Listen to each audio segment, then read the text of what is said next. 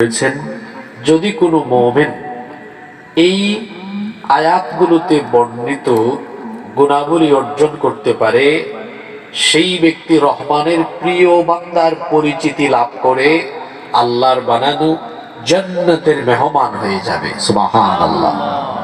এই আয়াতগুলোতে আল্লাহ তাআলা রহমানের বান্দাদের মোট 12টি গুণাবলী উল্লেখ করেছেন।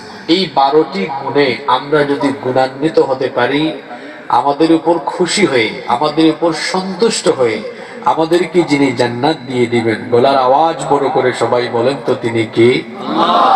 আমরা সবাই জান্নাতে যেতে চাই কি চাই না?